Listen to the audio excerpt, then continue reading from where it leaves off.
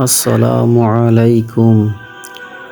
আজ আমি আপনাদের সামনে আলোচনা করব মানব ইতিহাসের এক মহান ব্যক্তিত্ব, নবীদের পিতা, একমাত্র সৃষ্টিকর্তার প্রতি একনিষ্ঠতা ও ত্যাগের অনন্য প্রতীক হযরত ইব্রাহিম আলাইহিসসালাম সম্পর্কে।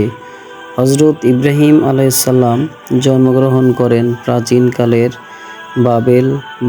বাবিল নগরীতে, যা বর্তমানে ইরাকের অন্তর্ভুক্ত।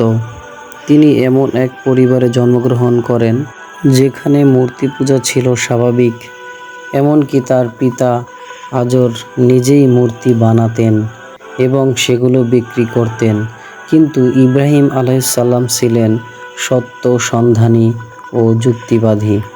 তিনি ছোটবেলা থেকেই ভাবতেন এই পাথরের মূর্তিগুলো কিভাবে উপাসনার যোগ্য হতে পারে। তিনি চিন্তা করতেন আকাশ, সূর্য, চাঁদ ও তারাদের দিকে তাকিয়ে কোনটি তার প্রতিপালক হতে পারে।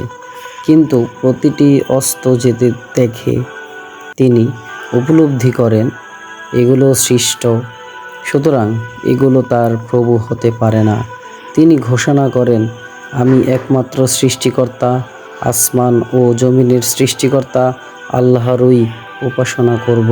তার এই সত্যবাণী প্রচারের কারণে তার জাতি তাকে শাস্তি দিতে উদ্যত হয়। তাকে আগুনে ফেলায় হত্যার চেষ্টা করা হয়, কিন্তু আল্লাহ তাআলা সেই আগুনকে শীতল ও নিরাপদ করে দেন। এই ঘটনা প্রমাণ করে যে যারা আল্লাহর উপর পূর্ণ ভরসা রাখে, আল্লাহ তাদের রক্ষা করেন। ইব্রাহিম আলাইহিসসালাম এর আরেকটি গুরুত্বপূর্ণ দিক হলো তার দাওয়াতি জীবন। তিনি শান্তি ও ধৈর্যের সঙ্গে মানুষকে এক আল্লাহর দিকে আহ্বান করেন। তিনি কখনো হিংসা, প্রতিহিংসা বা আক্রোশে পথভ্রষ্ট হননি।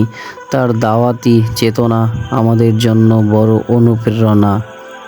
আসুন আমরা তার জীবন থেকে শিক্ষা নিয়ে নিজের জীবনকে আল্লাহর নির্দেশে পরিচালিত করি।